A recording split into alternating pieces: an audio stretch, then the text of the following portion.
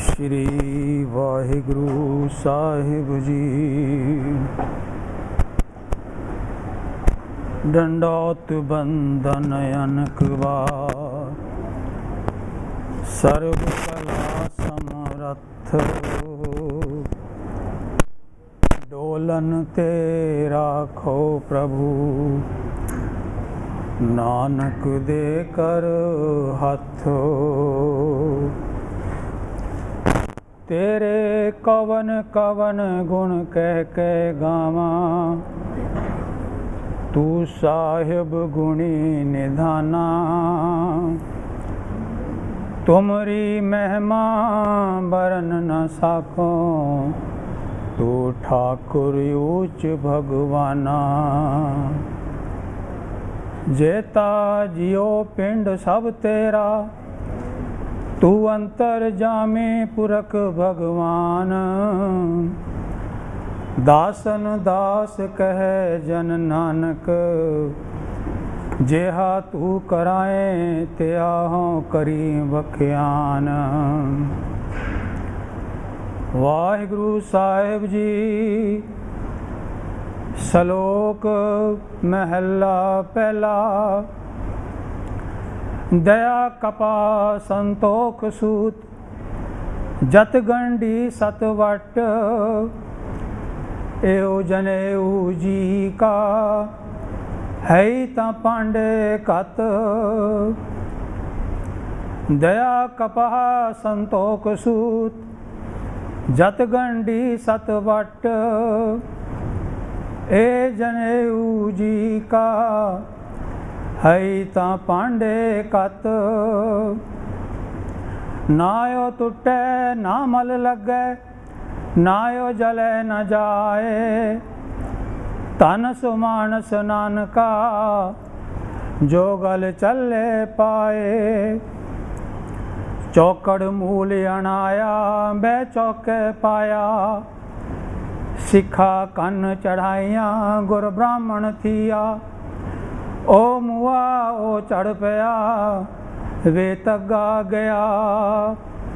महला पहला। लख चोरियां लख जारियां, लख कुड़ियां लख गाल। लख ठगियां पहनामियां, रात दिन सजी नाल। तग कपाहो कत्तिये, ब्राह्मण वट्टे आए। को बकरा रिन खाया, सबको आखे पाए। होए पुराना सुटिए, भी फिर पाइए होर। नानक तग ना टुटई, जे तग होए जोर। होए पुराना सुटिए, भी फिर पाइए होर। नानक तग ना टुटई, जे तग होए जोर। वाहिगुरु जी का खालसा, वाहिगुरु जी की फतेह। जुगो जुग अटल बाणी दे मोहित, धन धन सतगुरु श्री गुरु ग्रंथ साहिब महाराज जी की पावन हजूरी विच सुभाईमान गुरु की साध संगत। सतगुरां दा कोटान कोट शुकराना करिए, जिन्हां ने बख्शिश करके सत्संगत दियां ये घड़ियां सानू बख्शियां ने। आओ सारे ही अपने मनोवृत्तियां नू एकागर गुरचरनां नाल करिए। सारे एक बारी प्रेम नाल आखो, सतनाम श्री वाहिगुरु। धन धन सतगुरु श्री गुरु नानक देव महाराज जी की महान बाणी आसा की वार दी लड़ीवार विचार आप श्रवण कर रहे हो। हुण तक 14वीं पौड़ी तक दी विचार आपां सांझी कर चुके हाँ। 15वीं पौड़ी तो पहला सतगुरां दे उचारण किए हुए 4 श्लोक ने, जिन्हां विचों 2 श्लोकां दा पाठ आपने हुणे श्रवण किया है। पिछले हफ्ते जिहड़ी विचार आपां कीती सी ਸਤਿਗੁਰਾਂ ਨੇ ਬਖਸ਼ਿਸ਼ ਕਰਕੇ ਸਾਨੂੰ ਦੱਸਿਆ ਸੀ ਕਿ ਸੰਸਾਰ ਦੇ ਵਿੱਚ ਧਰਮ ਦੇ ਨਾਂ ਦੇ ਉੱਤੇ ਕਿਤਨਾ ਪਖੰਡ ਹੋ ਰਿਹਾ ਹੈ, ਕਿਤਨਾ ਕਪਟ ਹੋ ਰਿਹਾ ਹੈ। ਲੋਕੀ ਧਰਮ ਦੇ ਚਿੰਨ੍ਹ ਪਾਉਂਦੇ ਨੇ, ਧਰਮ ਦਾ ਭੇਖ ਕਰਦੇ ਨੇ, ਪਰ ਉਹ ਸਭ ਬਾਹਰੀ ਦਿਖਾਵਾ ਹੈ, ਅੰਦਰੋਂ ਕੋਈ ਧਰਮ ਹੈ ਹੀ ਨਹੀਂ।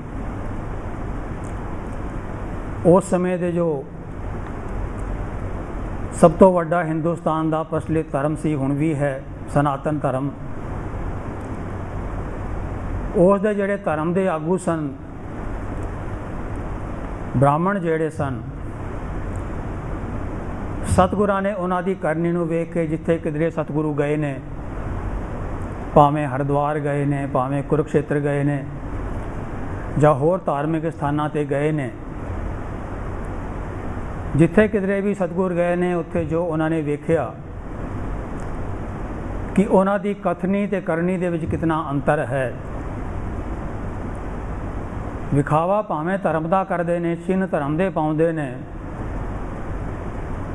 ਪਰ ਅੰਦਰੋਂ ਧਰਮ ਹੈ ਨਹੀਂ। ਇਹ ਸਿਰਫ ਮਾਇਆ ਇਕੱਠੀ ਕਰਨ ਵਾਸਤੇ, ਲੋਕਾਂ ਨੂੰ ਠੱਗਣ ਵਾਸਤੇ ਭੇਖ ਬਣਾਇਆ ਹੋਇਆ ਹੈ। ਇਹੀ ਸਤਿਗੁਰਾਂ ਨੇ ਬਖਸ਼ਿਸ਼ ਕਰਕੇ ਕਿਹਾ ਸੀ। ਪੁਸਤਕਾਂ ਵੀ ਪੜ੍ਹਦੇ ਨੇ, ਮੂਰਤੀ ਪੂਜਾ ਵੀ ਕਰਦੇ ਨੇ, ਸਮਾਧੀ ਵੀ ਲਾਉਂਦੇ ਨੇ ਜਿਵੇਂ ਬਗਲੇ ਦੀ ਹੁੰਦੀ ਹੈ, ਪਰ ਝੂਠ ਐਵੇਂ ਬੋਲਦੇ ਨੇ ਜਿਵੇਂ ਕਿ ਸੱਚ ਹੋਵੇ। ਧਰਮ ਦੇ ਸਾਰੇ ਚਿੰਨ੍ਹ ਪਾਉਂਦੇ ਨੇ, ਪਰ ਉਹਨਾਂ ਨੂੰ ਅਸਲ ਦੇ ਵਿੱਚ ਜਿਹੜਾ ਬ੍ਰਹਮ ਹੈ, ਅਕਾਲ ਪੁਰਖ ਹੈ, ਉਸ ਦੇ ਵਾਸਤੇ ਕੀ ਕਰਮ ਕਰਨੇ ਚਾਹੀਦੇ ਨੇ, ਉਸ ਦਾ ਗਿਆਨ ਹੀ ਨਹੀਂ ਉਹਨਾਂ ਨੂੰ। ਇਸ ਕਰਕੇ ਜੋ ਇਹ ਫੋਕਟ ਕਰਮ ਕਰ ਰਹੇ ਨੇ ਧਰਮ ਦੇ, ਇਹਨਾਂ ਦਾ ਉਹਨਾਂ ਨੂੰ ਕੋਈ ਲਾਭ ਨਹੀਂ ਹੁੰਦਾ। ਮਹਾਰਾਜ ਕਹਿੰਦੇ ਨੇ ਅਸਲ ਦੇ ਵਿੱਚ ਜਿਹੜਾ ਮਨੁੱਖ ਮਨ ਦੇ ਵਿੱਚ, ਹਿਰਦੇ ਦੇ ਵਿੱਚ ਨਿਸ਼ਚਾ ਕਰਕੇ, ਦ੍ਰਿੜ ਪ੍ਰਤੀਤ ਕਰਕੇ, ਵਿਸ਼ਵਾਸ ਕਰਕੇ ਉਸ ਪਰਮਾਤਮਾ ਦੇ ਨਾਲ ਜੁੜਦਾ ਹੈ, ਉਸ ਦਾ ਸਿਮਰਨ ਕਰਦਾ ਹੈ, ਉਹੀ ਉਸ ਨੂੰ ਪ੍ਰਾਪਤ ਕਰ ਸਕਦਾ ਹੈ। ਪੌੜੀ ਵਿੱਚ ਮਹਾਰਾਜ ਨੇ ਬਖਸ਼ਿਸ਼ ਕੀਤੀ ਸੀ ਕਿ ਇਹ ਜਿਹੜਾ ਸਾਡਾ ਸਰੀਰ ਹੈ, ਜੋ ਅਕਾਲ ਪੁਰਖ ਨੇ ਸਾਨੂੰ ਦਿੱਤਾ ਹੈ, ਇਹ ਇੱਕ ਦਿਨ ਸਾਰਿਆਂ ਨੇ ਹੀ ਛੱਡ ਕੇ ਚਲਾ ਜਾਣਾ ਹੈ। ਭਾਵੇਂ ਅਸੀਂ ਕਿਤਨੇ ਕੀਮਤੀ ਵਸਤਰ ਪਾਈਏ, ਇਸ ਵਾਸਤੇ ਕਿਤਨਾ ਕੁਝ ਕਰੀਏ, ਭਾਵੇਂ ਕਿੰਨਾ ਸੋਹਣਾ ਸਾਡਾ ਰੂਪ ਹੋਵੇ, ਪਰ ਜਿਸ ਦਿਨ ਸਮਾਂ ਆਏਗਾ ਉਸ ਦਿਨ ਇਸ ਨੇ ਤੁਰ ਜਾਣਾ ਹੈ। ਪਰ ਨਾਲ ਜਾਣਾ ਹੈ ਸਾਡੇ ਕੀਤੇ ਹੋਏ ਕਰਮ, ਚੰਗੇ ਮੰਦੇ ਕਰਮ ਜੋ ਅਸੀਂ ਕੀਤੇ ਨੇ ਉਹ ਸਾਡੇ ਨਾਲ ਜਾਣਗੇ। ਉਸੇ ਅਨੁਸਾਰ ਸਾਡਾ ਫੈਸਲਾ ਹੋਏਗਾ। ਜੇ ਮਾੜੇ ਕਰਮ ਕੀਤੇ ਨੇ ਤੇ ਸ਼ਰਮਸ਼ਾਰ ਹੋਣਾ ਪਏਗਾ ਅੱਗੇ ਜਾ ਕੇ, ਜੇ ਚੰਗੇ ਕਰਮ ਕੀਤੇ ਨੇ ਤੇ ਉਸ ਦਰਗਾਹ ਦੇ ਵਿੱਚ ਸਾਨੂੰ ਮਾਣ ਮਿਲੇਗਾ, ਪਤ ਮਿਲੇਗੀ, ਇੱਜ਼ਤ ਮਿਲੇਗੀ। ਅੱਜ ਸਤਿਗੁਰਾਂ ਨੇ ਬਖਸ਼ਿਸ਼ ਕਰਕੇ ਜੋ ਸ਼ਲੋਕ ਬਖਸ਼ੇ ਨੇ, ਉਸ ਦੇ ਵਿੱਚ ਵੀ ਮਹਾਰਾਜ ਨੇ ਇਸੇ ਵਿਸ਼ੇ ਨੂੰ ਅੱਗੇ ਲਿਆ ਹੈ। ਪਰ ਇਹ ਸ਼ਲੋਕ ਜਿਹੜੇ ਮਹਾਰਾਜ ਨੇ ਉਚਾਰਨ ਕੀਤੇ ਨੇ, ਸਿੱਖ ਇਤਿਹਾਸ ਦੇ ਮੁਤਾਬਕ ਜੋ ਇਤਿਹਾਸਕਾਰਾਂ ਨੇ ਲਿਖਿਆ ਹੈ, ਇਹ ਮਹਾਰਾਜ ਨੇ ਉਸ ਵੇਲੇ ਉਚਾਰਨ ਕਰ ਦਿੱਤੇ ਸਨ ਜਦੋਂ ਉਹਨਾਂ ਦੀ ਆਯੂ ਉਮਰ 9 ਸਾਲ ਦੀ ਸੀ, ਅਤੇ ਉਸ ਵੇਲੇ ਦੇ ਰੀਤੀ ਰਿਵਾਜ ਦੇ ਅਨੁਸਾਰ ਜਾਂ ਸਨਾਤਨ ਧਰਮ ਦੇ ਵੀ ਜੋ ਚੱਲ ਰਹੀ ਸੀ ਰੀਤੀਆਂ, ਉਹਨਾਂ ਦੇ ਅਨੁਸਾਰ ਮਹਾਰਾਜ ਦੀ ਆਯੂ ਹੋ ਗਈ ਸੀ। ਕਿਉਂਕਿ ਹਿੰਦੂ ਧਰਮ ਦੇ ਵਿੱਚ ਜਨੇਊ ਪਾਉਣ ਦੀ ਜਿਹੜੀ ਰੀਤ ਹੈ, ਇਸ ਨੂੰ ਬੜੀ ਮੁਕਤਾ ਦੇ ਨਾਲ ਮੰਨਿਆ ਜਾਂਦਾ ਹੈ। ਇਸ ਦੇ ਪਿੱਛੇ ਵੀ ਬੜਾ ਕੁਝ ਹੈ। ਜਿਹੜੀ ਵਰਣ ਵਿਵਸਥਾ ਬਣੀ, 4 ਵਰਣ ਬਣਾਏ ਗਏ, ਬ੍ਰਾਹਮਣ, ਖੱਤਰੀ, ਵੈਸ਼, ਸ਼ੂਦ। ਇਹਨਾਂ ਨੂੰ ਕਿਹਾ ਗਿਆ ਕਿ ਜਿਹੜੇ ਬ੍ਰਾਹਮਣ ਨੇ ਉਹ ਸਿਰ ਤੋਂ ਉਤਪੰਨ ਹੋਏ ਨੇ, ਜਿਹੜੇ ਖੱਤਰੀ ਨੇ ਉਹ ਬਾਹਾਂ ਤੋਂ ਉਤਪੰਨ ਹੋਏ ਨੇ, ਜਿਹੜੇ ਵੈਸ਼ ਨੇ ਉਹ ਲੱਤਾਂ ਤੋਂ ਉਤਪੰਨ ਹੋਏ ਨੇ, ਅਤੇ ਜਿਹੜੇ ਸ਼ੂਦਰ ਨੇ ਉਹ ਪੈਰਾਂ ਤੋਂ ਉਤਪੰਨ ਹੋਏ ਨੇ। ਅਤੇ ਉਹਨਾਂ ਦੇ ਕਰਮ ਵੀ ਮਿੱਥੇ ਗਏ। ਬ੍ਰਾਹਮਣ ਦਾ ਕਰਮ ਮਿੱਥਿਆ ਗਿਆ ਕਿ ਉਸ ਦਾ ਕਰਮ ਹੈ ਵੇਦਾਂ ਦਾ ਪਾਠ ਪੜ੍ਹਨਾ, ਪੜ੍ਹਾਉਣਾ, ਯੱਗ ਕਰਨੇ, ਕਰਾਉਣੇ, ਦਾਨ ਲੈਣਾ, ਦਾਨ ਦੇਣਾ, ਸਿੱਖਿਆ ਲੈਣੀ, ਸਿੱਖਿਆ ਦੇਣੀ, ਖੱਤਰੀ ਦਾ ਜਿਹੜਾ ਕਰਮ ਹੈ ਉਹ ਹੈ ਯੁੱਧ ਦੇ ਵਿੱਚ ਜੂਝਣਾ, ਬਹਾਦਰੀ ਨਾਲ ਯੁੱਧ ਦੇ ਵਿੱਚ ਮਰ ਜਾਣਾ, ਸ਼ਹੀਦ ਹੋ ਜਾਣਾ। ਅਤੇ ਵੈਸ਼ ਦਾ ਕਰਮ ਹੈ ਕਿਰਤ ਕਰਨੀ, ਵਪਾਰ ਕਰਨਾ। ਅਤੇ ਜਿਹੜਾ ਸ਼ੂਦਰ ਦੱਸਿਆ ਉਸ ਦਾ ਕਰਮ ਦੱਸਿਆ ਇਹਨਾਂ ਤਿੰਨਾਂ ਦੀ ਸੇਵਾ ਕਰਨਾ। ਇਹ ਵੰਡ ਜਿਹੜੀ ਕੀਤੀ ਵਰਨਾਂ ਦੇ ਅਨੁਸਾਰ ਕੀਤੀ ਗਈ ਅਤੇ ਸ਼ਾਸਤਰਾਂ ਦੇ ਅਨੁਸਾਰ ਜਿਹੜੀਆਂ ਰੀਤੀਆਂ ਸਨਾਤਨ ਧਰਮ ਨੂੰ ਮੰਨਣ ਵਾਲਿਆਂ ਵਾਸਤੇ ਬਣਾਈਆਂ ਗਈਆਂ, ਉਹਨਾਂ ਦੇ ਵਿੱਚ ਇੱਕ ਸੰਸਕਾਰ ਇਹਨਾਂ ਦਾ ਰੱਖਿਆ ਗਿਆ। ਉਸ ਨੂੰ ਕਹਿੰਦੇ ਨੇ ਯਗੋਪਵੀਤ ਸੰਸਕਾਰ ਜਾਂ ਜਨੇਊ ਪਾਉਣ ਵਾਲਾ, ਜੰਝੂ ਪਾਉਣ ਵਾਲਾ ਸੰਸਕਾਰ। 8 ਸਾਲ ਦੀ ਉਮਰ ਦੇ ਵਿੱਚ ਬ੍ਰਾਹਮਣ ਦੇ ਪੁੱਤਰ ਨੂੰ, ਬ੍ਰਾਹਮਣ ਦੇ ਬੱਚੇ ਨੂੰ ਜਨੇਊ ਪਾਇਆ ਜਾਂਦਾ ਹੈ। ਖੱਤਰੀ ਦਾ ਜਿਹੜਾ ਬੱਚਾ ਹੈ ਉਸ ਨੂੰ 11 ਸਾਲ ਦੀ ਆਯੂ ਵਿੱਚ ਜਨੇਊ ਪਾਇਆ ਜਾਂਦਾ ਹੈ ਅਤੇ ਜਿਹੜਾ ਵੈਸ਼ ਦਾ ਬੱਚਾ ਹੈ ਉਸ ਨੂੰ 12 ਸਾਲ ਦੀ ਉਮਰ ਦੇ ਵਿੱਚ ਜਨੇਊ ਪਾਇਆ ਜਾਂਦਾ ਹੈ ਅਤੇ ਸ਼ੂਦਰ ਜਿਹੜਾ ਹੈ ਉਸ ਨੂੰ ਜਨੇਊ ਪਾਉਣ ਦਾ ਅਧਿਕਾਰ ਹੀ ਨਹੀਂ। ਅਤੇ ਵੇਖੋ ਜਿਹੜਾ ਜਨੇਊ ਪਾਇਆ ਜਾਂਦਾ ਹੈ ਉਸ ਦਾ ਧਾਗਾ ਜਿਹੜਾ ਹੈ ਉਸ ਦੇ ਵਿੱਚ ਵੀ ਇਹਨਾਂ ਨੇ ਭਿੰਨਤਾ ਕਰ ਦਿੱਤੀ। ਬ੍ਰਾਹਮਣ ਸੂਤ ਦਾ ਜਨੇਊ ਪਾਏਗਾ, ਖੱਤਰੀ ਊਨ ਦਾ ਜਨੇਊ ਪਾਏਗਾ, ਵੈਸ਼ ਜਿਹੜਾ ਹੈ ਉਹ ਸਨ ਦਾ ਬਣਿਆ ਹੋਇਆ ਜਨੇਊ ਪਾਏਗਾ, ਜਿਹੜੀ ਮੋਟੀ ਬਣੀ ਹੋਈ ਹੁੰਦੀ ਇਸ ਦੇ ਨਾਲ ਰੱਸੀ ਬਣਦੀ ਹੈ ਉਸ ਦਾ ਜਨੇਊ ਪਾਏਗਾ। ਇਸ ਵਿਵਸਥਾ ਦੇ ਅਨੁਸਾਰ ਜਦੋਂ ਧੰਨ ਗੁਰੂ ਮਹਾਰਾਜ ਨਾਨਕ ਦੇਵ ਮਹਾਰਾਜ ਜੀ ਦੀ ਉਮਰ 9 ਸਾਲ ਦੇ ਕਰੀਬ ਹੋਈ ਤੇ ਰਿਸ਼ਤੇਦਾਰਾਂ ਨੇ, ਸਾਰਿਆਂ ਨੇ ਆਖਿਆ ਵੀ ਇਹਨਾਂ ਦੀ ਉਮਰ ਹੋ ਗਈ, ਇਹਨਾਂ ਨੂੰ ਵੀ ਜਨੇਊ ਪਾਇਆ ਜਾਵੇ, ਜੰਝੂ ਪਾਇਆ ਜਾਵੇ। ਸਾਰੀਆਂ ਤਿਆਰੀਆਂ ਕੀਤੀਆਂ ਗਈਆਂ, ਰਿਸ਼ਤੇਦਾਰਾਂ ਨੂੰ ਬੁਲਾਇਆ ਗਿਆ। ਜੋ ਪੁਰੋਹਿਤ ਸੀ ਇਹਨਾਂ ਦਾ ਪੰਡਿਤ ਹਰਦਿਆਲ, ਉਹ ਆ ਗਿਆ। ਚੌਕਾ ਜਿਹੜਾ ਸੀ ਉਸ ਨੂੰ ਪੂਜ ਕੇ ਤਿਆਰ ਕੀਤਾ ਗਿਆ। ਜੋ ਵੀ ਰੀਤੀ ਸੀ ਉਸ ਵੇਲੇ ਦੀ ਉਸ ਦੇ ਅਨੁਸਾਰ ਸਾਰੇ ਕਰਮ ਕੀਤੇ ਗਏ। ਪੰਡਿਤ ਹਰਦਿਆਲ ਬੈਠ ਗਏ ਆਪਣੇ ਸਾਹਮਣੇ, ਧੰਨ ਗੁਰੂ ਨਾਨਕ ਦੇਵ ਮਹਾਰਾਜ ਜੀ ਨੂੰ ਬਿਠਾ ਲਿਆ ਅਤੇ ਉਹ ਜਿਹੜਾ ਧਾਗਾ ਸੀਗਾ, ਜਨੇਊ ਸੀਗਾ, ਉਹ ਪਾਉਣ ਦੀ ਤਿਆਰੀ ਕਰਨ ਲੱਗੇ। ਜਦੋਂ ਪੰਡਿਤ ਹਰਦਿਆਲ ਉਹ ਜਨੇਊ ਸਤਿਗੁਰਾਂ ਦੇ ਗਲੇ 'ਚ ਪਾਉਣ ਲੱਗੇ, ਸਤਿਗੁਰਾਂ ਨੇ ਉਸ ਵੇਲੇ ਬਾਂਹ ਫੜ ਲਈ। ਕਹਿਣ ਲੱਗੇ ਪੰਡਿਤ ਜੀ ਕੁਝ ਗੱਲਾਂ ਦਾ ਜਵਾਬ ਦੇ ਦਿਓ ਤਾਂ ਜਨੇਊ ਪਾਉਣਾ। ਪੰਡਿਤ ਹਰਦਿਆਲ ਵੈਸੇ ਬੜੇ ਗਿਆਨੀ ਸਨ। ਉਹਨਾਂ ਨੂੰ ਸ਼ੁਰੂ ਦੇ ਵਿੱਚ ਹੀ, ਆਰੰਭ ਦੇ ਵਿੱਚ ਹੀ ਪਤਾ ਲੱਗ ਗਿਆ ਸੀਗਾ ਕਿ ਇਹ ਕੋਈ ਆਮ ਮਨੁੱਖ ਤੇ ਹੈ ਨਹੀਂ। ਸਤਿਗੁਰਾਂ ਦੇ ਪ੍ਰਕਾਸ਼ ਦੇ ਸਮੇਂ ਹੀ ਉਹਨਾਂ ਨੇ ਬਾਬਾ ਕਲਿਆਣ ਦਾਸ ਜੀ ਨੂੰ ਆਖਿਆ ਸੀਗਾ ਕਿ ਤੇਰੇ ਘਰ ਕੋਈ ਮਹਾਨ ਆਤਮਾ ਆਈ ਹੈ ਜਿਸ ਦੇ ਸਿਰ ਦੇ ਉੱਤੇ ਛੱਤਰ ਝੁੱਲਣਗੇ, ਜਿਸ ਦੇ ਅੱਗੇ ਸਾਰਾ ਸੰਸਾਰ ਨਿਵੇਗਾ। ਪੰਡਿਤ ਹਰਦਿਆਲ ਸਮਝ ਗਏ ਕਿ ਕੁਝ ਨਾ ਕੁਝ ਮਹਾਰਾਜ ਨੇ ਕੌਤਕ ਵਰਤਾਣਾ ਹੈ। ਕਹਿਣ ਲੱਗੇ ਜੀ ਪੁੱਛੋ ਕੀ ਪੁੱਛਣਾ ਚਾਹੁੰਦੇ ਹੋ। ਮਹਾਰਾਜ ਕਹਿਣ ਲੱਗੇ ਕਿ ਇਹ ਜਿਹੜਾ ਤੁਸੀਂ ਜਨੇਊ ਮੈਨੂੰ ਪਾਉਣ ਲੱਗੇ ਹੋ, ਇਹ ਕੀ ਅੱਗੇ ਮਰਨ ਤੋਂ ਬਾਅਦ ਵੀ ਮੇਰੇ ਨਾਲ ਜਾਏਗਾ। ਪੰਡਿਤ ਜੀ ਕਹਿੰਦੇ ਨੇ ਇਹ ਤਾਂ ਹੋ ਨਹੀਂ ਸਕਦਾ। ਮ੍ਰਿਤਿੂ ਤੋਂ ਬਾਅਦ ਸਰੀਰ ਨੂੰ ਸਾੜਿਆ ਜਾਂਦਾ ਹੈ ਅਤੇ ਉਸ ਵੇਲੇ ਜਿੰਨੀਆਂ ਸੰਸਾਰ ਦੀਆਂ ਵਸਤੂਆਂ ਨੇ ਸਾਰੀਆਂ ਹੀ ਸੜ ਜਾਂਦੀਆਂ ਨੇ, ਇਹ ਵੀ ਸੜ ਜਾਂਦਾ ਹੈ। ਫਿਰ ਮਹਾਰਾਜ ਕਹਿਣ ਲੱਗੇ ਕਿ ਇਸ ਜਨੇਊ ਦਾ ਮੈਨੂੰ ਫਿਰ ਲਾਭ ਕੀ ਹੋਇਆ ਜਦੋਂ ਇਸ ਨੇ ਮੇਰੇ ਨਾਲ ਜਾ ਕੇ ਮੇਰੀ ਰੱਖਿਆ ਨਹੀਂ ਕਰਨੀ, ਕੋਈ ਇਸ ਦੇ ਗੁਣ ਮੈਨੂੰ ਨਜ਼ਰ ਨਹੀਂ ਆ ਰਹੇ, ਤੇ ਇਸ ਦਾ ਲਾਭ ਕੀ ਹੋਇਆ।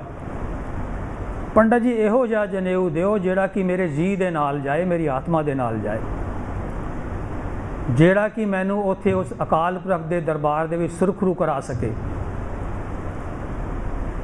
ਉੱਥੋਂ ਮੈਨੂੰ ਇੱਜ਼ਤ ਮਿਲੇ, ਮਾਣ ਮਿਲੇ, ਇਹੋ ਜਿਹਾ ਜਨੇਊ ਪਾਓ। ਪੰਡਿਤ ਹਰਦਿਆਲ ਨੇ ਹੱਥ ਜੋੜ ਦਿੱਤੇ, ਕਹਿੰਦੇ ਮਹਾਰਾਜ ਮੇਰੇ ਕੋਲ ਇਹੋ ਜਿਹਾ ਜਨੇਊ ਨਹੀਂ, ਜੇ ਤੁਹਾਡੇ ਕੋਲ ਹੈ ਤੁਸੀਂ ਦੱਸੋ ਕਿਹੜਾ ਜਨੇਊ ਹੈ ਉਹ।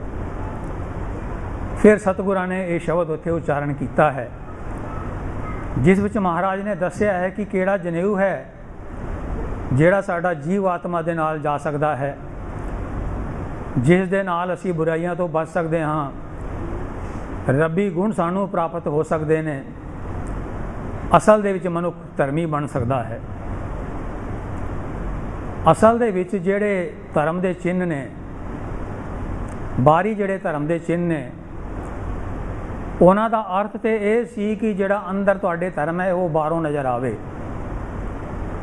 ਪਰ ਲੋਕਾਂ ਨੇ ਇਸ ਨੂੰ ਖਾਲੀ ਵਿਖਾਵਾ ਹੀ ਬਣਾ ਲਿਆ। ਲੋਕਾਂ ਨੇ ਦੂਜਿਆਂ ਨੂੰ ਠੱਗਣ ਵਾਸਤੇ ਇਹ ਪਖੰਡ ਹੀ ਬਣਾ ਲਿਆ। ਅੰਦਰੋਂ ਕੋਈ ਧਰਮ ਨਹੀਂ, ਅੰਦਰੋਂ ਕੋਈ ਧਰਮ ਦੀ ਗੱਲ ਨਹੀਂ, ਅਤੇ ਉੱਤੇ ਧਰਮ ਦੇ ਚਿੰਨ੍ਹ ਪਾ ਲਏ। ਐਸੀ ਗੱਲ ਨਹੀਂ ਕਿ ਸਤਿਗੁਰਾਂ ਨੇ ਖਾਲੀ ਹਿੰਦੂ ਮਤ ਦੇ ਮੰਨਣ ਵਾਲਿਆਂ ਨੂੰ ਇਹ ਗੱਲਾਂ ਆਖੀਆਂ ਹੋਣ। ਉਹਨਾਂ ਨੇ ਜੋਗੀਆਂ ਨੂੰ ਵੀ ਆਖਿਆ, ਮੁੰਦਰਾ ਸੰਤੋਖ ਸਰਮਪਤ ਜੋਲੀ ਧਿਆਨ ਕੀ ਕरें ਵਿਭੂਤ ਖਿੰਤਾ ਕਾਲ ਕੁਆਰੀ ਕਾਇਆ ਜੋਗ ਡੰਡਾ ਪ੍ਰਤੀ ਰੋਜ਼ ਪੜ੍ਹਦੇ ਹਾਂ ਆਪਾਂ ਜਪਜੀ ਸਾਹਿਬ ਵਿੱਚ। ਮੁਸਲਮਾਨਾਂ ਨੂੰ ਵੀ ਉਹਨਾਂ ਨੇ ਆਖਿਆ, ਦੂਜੇ ਧਰਮਾਂ ਦੇ ਮੰਨਣ ਵਾਲਿਆਂ ਨੂੰ ਵੀ ਆਖਿਆ। ਹੁਣ ਅਸੀਂ ਕਦੇ ਇਹ ਨਾ ਸਮਝ ਲਈਏ ਕਿ ਸਾਨੂੰ ਤੇ ਆਖਿਆ ਹੀ ਨਹੀਂ ਸਤਿਗੁਰਾਂ ਨੇ। ਨਹੀਂ, ਇਹ ਸਿੱਖਿਆ ਸਾਡੇ ਵਾਸਤੇ ਵੀ ਉਤਨੀ ਹੀ ਜ਼ਰੂਰੀ ਹੈ। ਸਾਡੇ ਜਿਹੜੇ ਧਰਮ ਦੇ ਚਿੰਨ੍ਹ ਨੇ, ਜੋ ਕਕਾਰ ਸਾਨੂੰ ਸਤਿਗੁਰਾਂ ਨੇ ਬਖਸ਼ਿਸ਼ ਕੀਤੇ ਨੇ, ਧੰਨ ਗੁਰੂ ਕਲਗੀਧਰ ਪਾਤਸ਼ਾਹ ਨੇ, ਇਹਨਾਂ ਦੇ ਪਿੱਛੇ ਬੜਾ ਮਨੋਵਿਗਿਆਨਿਕ ਕਾਰਨ ਹੈ। ਇਹ ਸਾਡੀ ਰਹਿਤ ਮਰਿਆਦਾ ਦੇ ਨਾਲ ਜੁੜੇ ਹੋਏ ਨੇ। ਇਹ ਸਾਨੂੰ ਹਰ ਵੇਲੇ ਸਤਿਗੁਰਾਂ ਦਾ ਜੋ ਉਪਦੇਸ਼ ਹੈ, ਇਸ ਸੰਸਾਰ ਵਿੱਚ ਰਹਿ ਕੇ ਆਪਣੇ ਜੀਵਨ ਨੂੰ ਨਿਰਮਲ ਰੱਖਣਾ, ਬੁਰਾਈਆਂ ਤੋਂ ਬਚਣਾ, ਇਹ ਉਸ ਵੀ ਸਾਡੀ ਸਹਾਇਤਾ ਕਰਦੇ ਨੇ। ਪਰ ਖਿਮਾ ਕਰਨਾ, ਜੇ ਸਾਨੂੰ ਇਹਨਾਂ ਦਾ ਮਤਲਬ ਨਹੀਂ ਪਤਾ, ਜੇ ਅਸੀਂ ਖਾਲੀ ਕਕਾਰ ਧਾਰਨ ਕਰਕੇ ਦੂਜਿਆਂ ਵਾਂਗ ਹੋ ਗਏ, ਅੰਦਰੋਂ ਕੁਝ ਹੋਰ ਬਾਹਰੋਂ ਕੁਝ ਹੋਰ, ਤੇ ਫਿਰ ਅਸੀਂ ਵੀ ਉਹਨਾਂ ਵਰਗੇ ਹੀ ਹੋ ਗਏ। ਜੇ ਸਾਡੇ ਮਨ ਦੇ ਅੰਦਰ ਪ੍ਰੇਮ ਨਹੀਂ ਗੁਰੂ ਵਾਸਤੇ, ਅਕਾਲ ਪੁਰਖ ਵਾਸਤੇ ਪ੍ਰਤੀਤ ਨਹੀਂ, ਜੇ ਸਾਡੇ ਜੀਵਨ ਦੇ ਵਿੱਚ ਨਿਤਨੇਮ ਨਹੀਂ, ਸਾਡੇ ਜੀਵਨ ਦੇ ਵਿੱਚ ਸਿਮਰਨ ਨਹੀਂ, ਅਕਾਲ ਪੁਰਖ 'ਤੇ ਭਰੋਸਾ ਨਹੀਂ, ਤੇ ਇਹ ਜਿਹੜੇ ਸਾਡੇ ਕਕਾਰ ਨੇ ਇਹ ਵੀ ਇੱਕ ਬਾਹਰੀ ਚਿੰਨ੍ਹ ਬਣ ਕੇ ਰਹਿ ਜਾਣਗੇ, ਹੋਰ ਕੁਝ ਨਹੀਂ। ਸੋ ਇਹ ਉਪਦੇਸ਼ ਸਾਡੇ ਵਾਸਤੇ ਵੀ ਓਨਾ ਹੀ ਸਾਰਥਕ ਹੈ ਜਿੰਨਾ ਦੂਜਿਆਂ ਵਾਸਤੇ ਹੈ।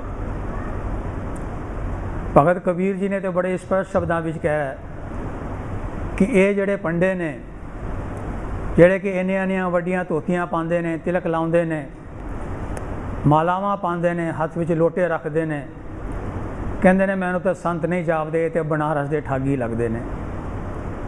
ਭਗਤ ਜੀ ਦਾ ਸ਼ਬਦ ਹੈਗਾ, ਗਜ ਸਾਡੇ ਤ੍ਰੈ ਤ੍ਰੈ ਧੋਤੀਆਂ ਤੇਰੇ ਪਾਇਨ ਤੱਗ, ਗਲੀ ਜਿਨਾ ਜਪਮਾਲੀਆਂ ਲੋਟੇ ਹੱਥ ਨਿਭਗ, ਓਏ ਹਰ ਕੇ ਸੰਤ ਨਾ ਆਖੀਏ ਬਨਾਰਸ ਕੇ ਠੱਗ।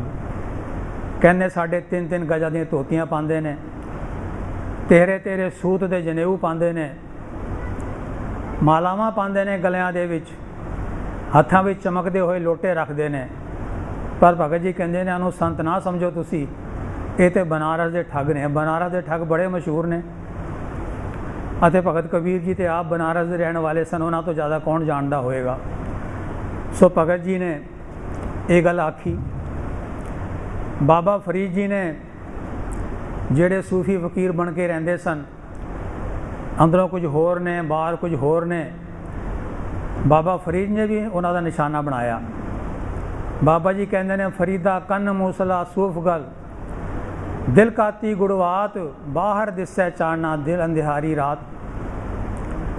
ਕਹਿੰਦੇ ਨੇ ਆਪਣੇ ਮੋਢੇ ਦੇ ਉੱਤੇ ਤੂੰ ਨਮਾਜ਼ ਪੜ੍ਹਨ ਵਾਲਾ ਕੱਪੜਾ ਮਸਲਾ ਪਾਇਆ ਹੋਇਆ ਹੈ, ਅਤੇ ਸੂਫੀਆਂ ਵਾਲਾ ਤੂੰ ਬਾਣਾ ਪਾਇਆ ਹੋਇਆ ਹੈ, ਪਰ ਅੰਦਰ ਤੇਰੇ ਕਿਵੇਂ ਲੋਕਾਂ ਨੂੰ ਠੱਗਿਆ ਜਾਵੇ, ਇਹ ਤੇਰੇ ਅੰਦਰ ਕੈਂਚੀ ਚੱਲ ਰਹੀ ਹੈ।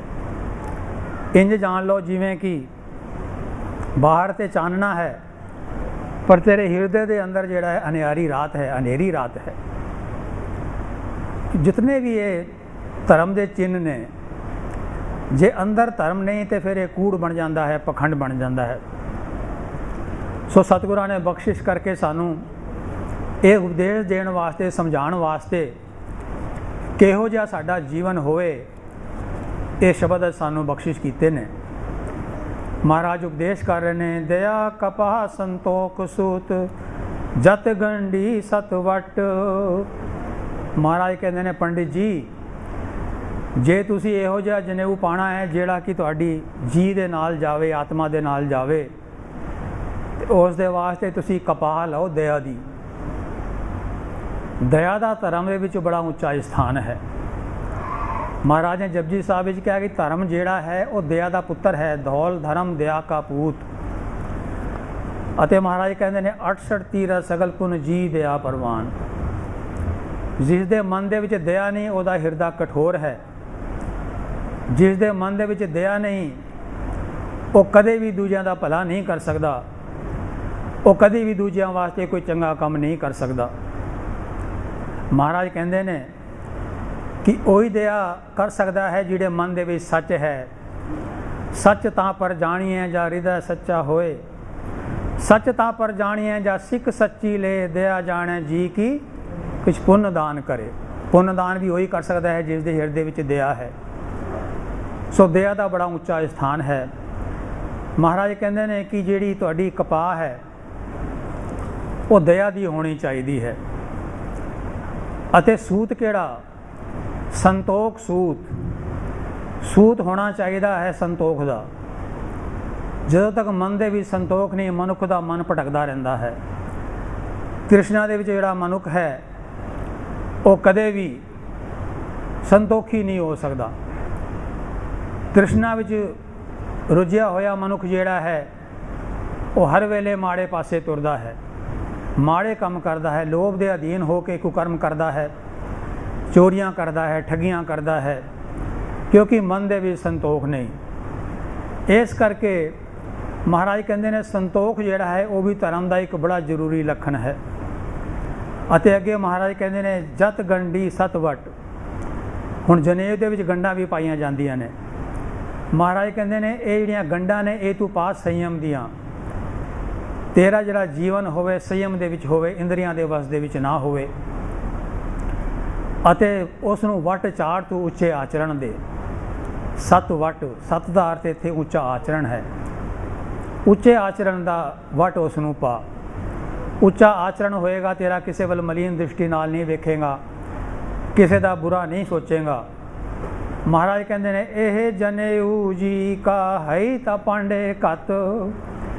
कहते हैं पंडित जी जे इहो जिहा जनेऊ है तो मेरे गल विच पा दो, बाकी ये धागे का जिहड़ा जनेऊ है ये मेरे किसी काम का नहीं। क्योंकि ये जिहड़ा जनेऊ तुहानूं मैं दस्सिया है पता किहो जिहा है।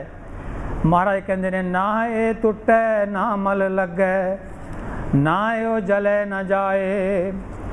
कहते हैं इसने टुटना भी नहीं है। हुण धागे का जिहड़ा जनेऊ है तो कुछ टाइम के बाद पुराना होकर टुट जाता है।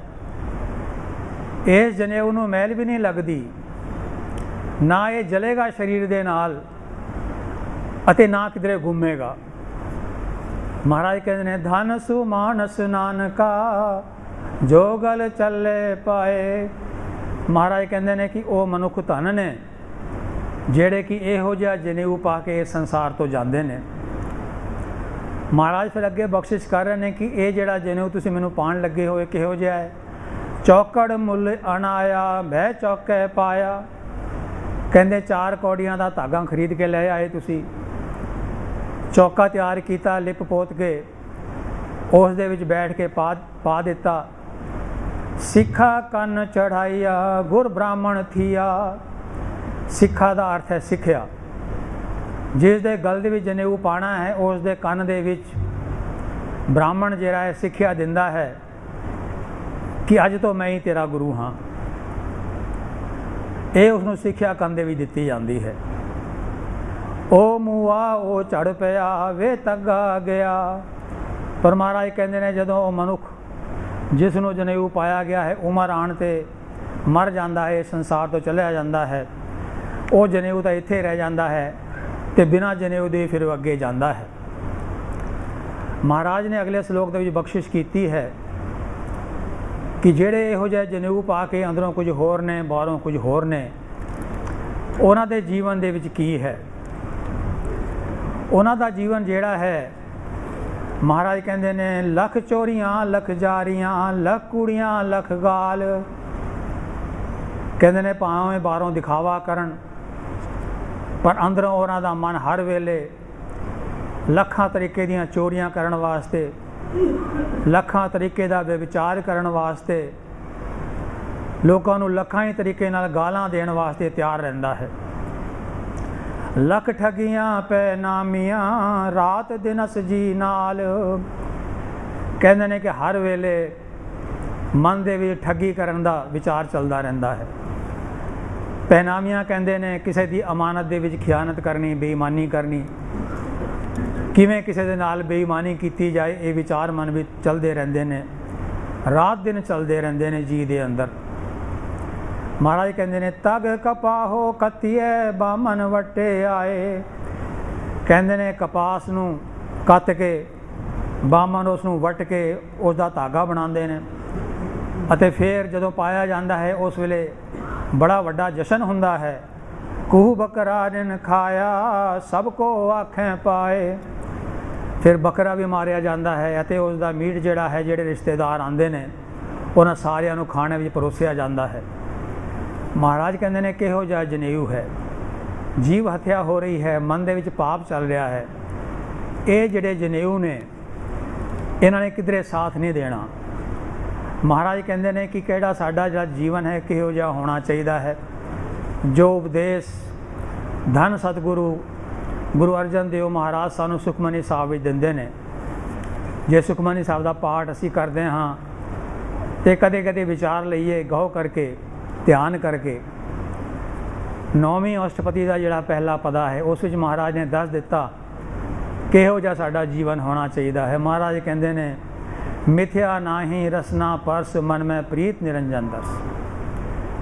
ਕਹਿੰਦੇ ਨੇ ਕਿ ਜਿਹੜਾ ਮਨੁੱਖ ਹੈ ਜ਼ਬਾਨ ਤੋਂ ਝੂਠ ਨਾ ਬੋਲੇ, ਮਿਥਿਆ ਨਾ ਬੋਲੇ ਅਤੇ ਮਨ ਦੇ ਵਿੱਚ ਉਹਦੇ ਹਰ ਵੇਲੇ ਇੱਛਾ ਹੋਵੇ ਕਿ ਮੈਨੂੰ ਉਸ ਅਕਾਲ ਪੁਰਖ ਦੇ ਦਰਸ਼ਨ ਹੋਣ, ਮੈਨੂੰ ਉਸ ਦਾ ਮਿਲਾਪ ਹੋਵੇ। ਪਰਤ ਰਿਹਾ ਰੂਪ ਨਾ ਪੇਖੈ ਨੇਤਰ ਸਾਧ ਕੀ ਟਹਿਲ ਸੰਗ ਸੰਗ ਹੇਤ। ਪਰਾਈ ਇਸਤਰੀ ਵੱਲ ਮੈਲੀ ਦ੍ਰਿਸ਼ਟੀ ਨਾ ਪਾਵੇ, ਹਰ ਵੇਲੇ ਸਤਸੰਗਤ ਵਿੱਚ ਜਾਣ ਦਾ ਵਿਚਾਰ ਕਰੇ, ਸਤਸੰਗਤ ਵਿੱਚ ਜਾ ਕੇ ਉਸ ਅਕਾਲ ਪੁਰਖ ਦੇ ਗੁਣ ਗਾਵੇ। ਕਰਨ ਨਾ ਸੁਣੇ ਕਾਹੂ ਕੀ ਨਿੰਦਾ ਸਭ ਤੇ ਜਾਣੇ ਆਪਸ ਕੋ ਮੰਦਾ। ਕੰਨਾਂ ਨਾਲ ਕਿਸੇ ਦੀ ਨਿੰਦਿਆ ਨਾ ਸੁਣੇ ਅਤੇ ਮਨ ਦੇ ਵਿੱਚ ਆਪਣੇ ਆਪ ਨੂੰ ਨੀਵਾਂ ਰੱਖੇ, ਆਪਣੇ ਆਪ ਨੂੰ ਸਭ ਤੋਂ ਨੀਵਾਂ ਜਾਣੇ। ਕਰਨ ਨਾ ਸੁਣੇ ਕਾਹੂ ਕੀ ਨਿੰਦਾ ਸਭ ਤੇ ਜਾਣੇ ਆਪਸ ਕੋ ਮੰਦਾ। ਅਤੇ ਮਹਾਰਾਜ ਕਹਿੰਦੇ ਨੇ ਕਿ ਇਹੋ ਜਿਹੜਾ ਮਨੁੱਖ ਹੈ ਉਹ ਇੰਦਰੀਆਂ ਨੂੰ ਜਿੱਤ ਲੈਂਦਾ ਹੈ। ਉਹ ਮਨੁੱਖ ਜਿਹੜਾ ਹੈ ਅਸਲ ਦੇ ਵਿੱਚ ਸਾਰੇ ਵਿਕਾਰਾਂ ਤੋਂ ਦੂਰ ਹੁੰਦਾ ਹੈ। ਜਿਸ ਨੇ ਪਰਮਾਤਮਾ ਨੂੰ ਆਪਣੇ ਹਿਰਦੇ ਵਿੱਚ ਸਥਾਨ ਦੇ ਦਿੱਤਾ, ਜਿਹੜਾ ਪਰਮਾਤਮਾ ਨੂੰ ਯਾਦ ਰੱਖਦਾ ਹੈ, ਉਸ ਦਾ ਇੰਦਰੀਆਂ ਦੇ ਉੱਤੇ ਵੀ ਕੰਟਰੋਲ ਹੋ ਜਾਂਦਾ ਹੈ। ਦੇਖੋ ਸਾਡਾ ਮਨ ਜਿਹੜਾ ਹੈ, ਜੇ ਸਾਡੀ ਮੱਤ ਜਿਹੜੀ ਹੈ ਮਨ ਦੇ ਉੱਤੇ ਹੋ ਗਈ ਤੇ ਸਾਡਾ ਮਨ ਜਿਹੜਾ ਹੈ ਉਹ ਫਿਰ ਇੰਦਰੀਆਂ ਦੇ ਪਿੱਛੇ ਲੱਗ ਕੇ ਤੁਰਦਾ ਹੈ। ਇੰਦਰੀਆਂ ਆਪਣੇ ਸਵਾਦ ਦੇ ਵਾਸਤੇ ਮਨੁੱਖ ਨੂੰ ਵਿਕਾਰਾਂ ਵੱਲ ਲੈ ਕੇ ਜਾਂਦੀਆਂ ਨੇ ਅਤੇ ਮਨੁੱਖ ਜਿਹੜਾ ਹੈ ਫਿਰ ਧਰਮ ਦੇ ਰਸਤੇ ਤੋਂ ਭਟਕ ਜਾਂਦਾ ਹੈ।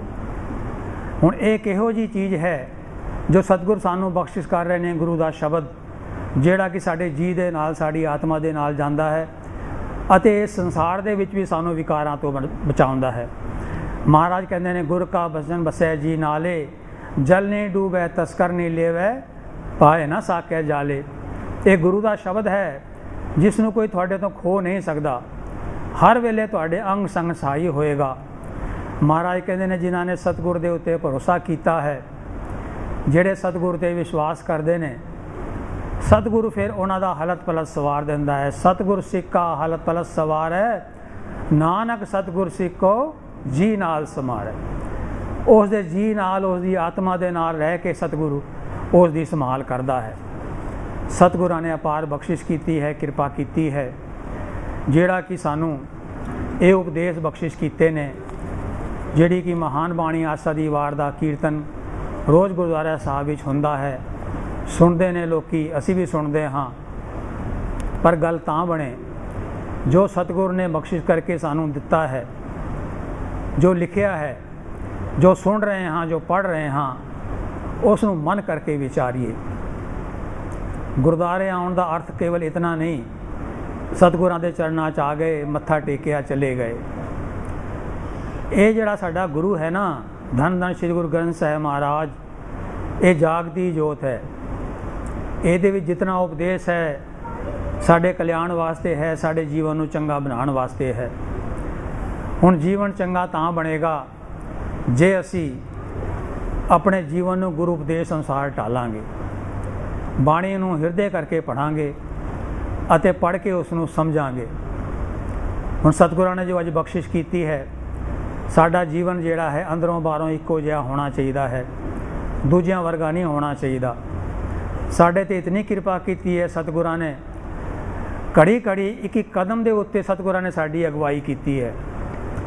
ਇਸ ਜੀਵਨ ਦੇ ਵਿੱਚ ਅਸੀਂ ਕਿਧਰੇ ਭਟਕੀਏ ਨਾ, ਸਾਨੂੰ ਠੋਕਰ ਨਾ ਵੱਜੇ। ਸਾਡੇ ਕੋਲ ਗੁਰੂ ਗ੍ਰੰਥ ਸਾਹਿਬ ਮਹਾਰਾਜ ਜੀ ਦੀ ਗੁਰਬਾਣੀ ਦਾ ਪ੍ਰਕਾਸ਼ ਹੈ। ਜੇ ਅਸੀਂ ਇਸ ਪ੍ਰਕਾਸ਼ ਨੂੰ ਆਪਣੇ ਨਾਲ ਲੈ ਕੇ ਚੱਲਾਂਗੇ, ਕਦੇ ਵੀ ਅਸੀਂ ਗਲਤ ਮਾਰਗ 'ਤੇ ਨਹੀਂ ਤੁਰ ਸਕਦੇ। ਸਤਿਗੁਰਾਂ ਨੇ ਬਖਸ਼ਿਸ਼ ਕਰਕੇ ਸਾਨੂੰ ਜੋ ਉਪਦੇਸ਼ ਦਿੱਤਾ ਹੈ, ਧਰਮ ਦੇ ਮਾਰਗ 'ਤੇ ਤੁਰਨ ਦੇ ਵਾਸਤੇ ਜੋ ਸਾਨੂੰ ਨਿਸ਼ਾਨੀਆਂ ਦਿੱਤੀਆਂ ਨੇ, ਜੋ ਨਿਤਨੇਮ ਦੀ ਦਾਤ ਬਖਸ਼ੀ ਹੈ, ਜੋ ਸਿਮਰਨ ਦੀ ਦਾਤ ਬਖਸ਼ੀ ਹੈ, ਉਹ ਇਹਨਾਂ ਚੀਜ਼ਾਂ ਤੋਂ ਬਚਣ ਵਾਸਤੇ ਹੀ ਹੈ। ਜਦੋਂ ਅਸੀਂ ਰੋਜ਼ ਨਿਤਨੇਮ ਵਿੱਚ ਜੁੜ ਕੇ ਗੁਰੂ ਦਾ ਉਪਦੇਸ਼ ਯਾਦ ਕਰਾਂਗੇ, ਸਾਨੂੰ ਯਾਦ ਰਹੇਗਾ ਕਿ ਇਹ ਜੀਵਨ ਸਾਡਾ ਸਦੀਵੀ ਨਹੀਂ ਹੈ, ਅਸੀਂ ਇੱਕ ਦਿਨ ਚੱਲੇ ਜਾਣਾ ਹੈ। ਦੇਖੋ, ਜਿਹੜੇ ਰੋਜ਼ ਰਾਤ ਨੂੰ ਸੌਣ ਤੋਂ ਪਹਿਲਾਂ ਸੋਹਿਲਾ ਸਾਹਿਬ ਦਾ ਪਾਠ ਕਰਦੇ ਨੇ, ਧਿਆਨ ਨਾਲ ਕਰਦੇ ਨੇ, ਅਤੇ ਸੌਣ ਵੇਲੇ ਧਿਆਨ ਆ ਜਾਂਦਾ ਹੈ। ਕਿਉਂਕਿ ਮਨੁੱਖ ਜਦੋਂ ਸੌਣ ਲੱਗਦਾ ਹੈ, ਉਸ ਵੇਲੇ ਕਈ ਵਾਰੀ ਹੁੰਦਾ ਹੈ ਮਨੁੱਖ ਦੇ ਮਨ ਵਿੱਚ ਵਿਚਾਰ ਆਉਂਦਾ ਹੈ, ਮੈਂ ਸਾਰਾ ਦਿਨ ਕੀ ਕੀਤਾ। ਕਦੇ ਕਦੇ ਮਨੁੱਖ ਅੰਤਰਮੁਖੀ ਹੁੰਦਾ ਹੈ ਉਸ ਵੇਲੇ। ਅਤੇ ਸੌਣ ਤੋਂ ਪਹਿਲਾਂ ਜੇ ਅਸੀਂ ਸੋਹਿਲਾ ਸਾਹਿਬ ਦਾ ਪਾਠ ਕਰੀਏ, ਅਤੇ ਮਹਾਰਾਜ ਨੇ ਪਹਿਲੀ ਪੌੜੀ ਦੇ ਵਿੱਚ ਹੀ ਸਾਨੂੰ ਯਾਦ ਕਰਾ ਦਿੱਤਾ, ਜੈ ਘਰ ਕੀਰਤ ਆਖੀਐ ਕਰਤੇ ਕਾ ਹੋਏ ਵਿਚਾਰੋ, ਤਿਤ ਘਰ ਗਾਓ ਸੁਹੇਲਾ ਸਿਵਰੋ ਸਿਰਜਨਹਾਰੋ। ਤੁਮ ਗਾਓ ਮੇਰੇ ਨਿਰਭਉ ਕਾ ਸੁਹੇਲਾ, ਹਮਵਾਰੀ ਜਿਸ ਸੁਹੇਲੇ ਸਦਾ ਸੁਖ ਹੋਏ ਰਹਾਓ। ਨਿਤ ਨਿਤ ਜੀੜੇ ਸੰਭਾਲੀਣ ਦੇਖੇਗਾ ਦੇਵਨਹਾਰ, ਤੇਰੇ ਦਾਣੇ ਕੀਮਤ ਨਾ ਪਵੈ ਤਿਸ ਦਾਤੇ ਕੌਣ ਸਮਾਰ। ਸੰਮਤ ਸਾਹਾ ਲਿਖਿਆ ਮਿਲ ਕਰ ਪਾਓ ਤੇਲ, ਦੇਵ ਸੱਜਣ ਅੱਸੀ ਸੜੀਆਂ ਜੋ ਹੋਵੇ ਸਾਹਿਬ ਸੁਮੇਲ। ਮਹਾਰਾਜ ਕਹਿੰਦੇ ਨੇ ਸਮਾਂ ਲਿਖਿਆ ਹੋਇਆ ਹੈ ਤੁਹਾਡਾ, ਭੁੱਲੋ ਨਾ, ਸਮਾਂ ਆ ਜਾਏਗਾ ਕਿਸੇ ਵੇਲੇ ਵੀ। ਉਸ ਅਕਾਲ ਪੁਰਖ ਦੀਆਂ ਅਸੀਸਾਂ ਲੈਣੀਆਂ, ਗੁਰੂ ਦੀਆਂ ਅਸੀਸਾਂ ਲੈਣੀਆਂ ਹੈ, ਇਸੇ ਵਾਸਤੇ ਸਤਸੰਗਤ ਵਿੱਚ ਆਉਣਾ ਹੈ। ਸਤਸੰਗਤ ਦੀ ਅਸੀਸ ਮਿਲੇ, ਗੁਰੂ ਦੀ ਅਸੀਸ ਮਿਲੇ, ਤਾਂ ਕਿ ਅਸੀਂ ਉਸ ਅਕਾਲ ਪੁਰਖ ਤੱਕ ਪਹੁੰਚ ਸਕੀਏ, ਉਸ ਨਾਲ ਸਾਡਾ ਮੇਲ ਹੋ ਸਕੇ। ਸਤਿਗੁਰੂ ਬਖਸ਼ਿਸ਼ ਕਰਨ, ਕਿਰਪਾ ਕਰਨ, ਸਾਰਿਆਂ ਦੇ ਹਿਰਦਿਆਂ ਵਿੱਚ ਗੁਰਬਾਣੀ ਦਾ ਪ੍ਰਕਾਸ਼ ਕਰਨ, ਸਾਰਿਆਂ ਦੇ ਘਰਾਂ ਦੇ ਵਿੱਚ ਸੁਖ ਸ਼ਾਂਤੀ ਅਤੇ ਨਿਤਨੇਮ ਦੀ ਦਾਤ ਬਖਸ਼ਣ। ਬੇਅੰਤ ਭੁੱਲਾਂ ਗਲਤੀਆਂ ਦੀ ਖਿਮਾ ਜੀ। ਵਾਹਿਗੁਰੂ ਜੀ ਕਾ ਖਾਲਸਾ, ਵਾਹਿਗੁਰੂ ਜੀ ਕੀ ਫਤਿਹ।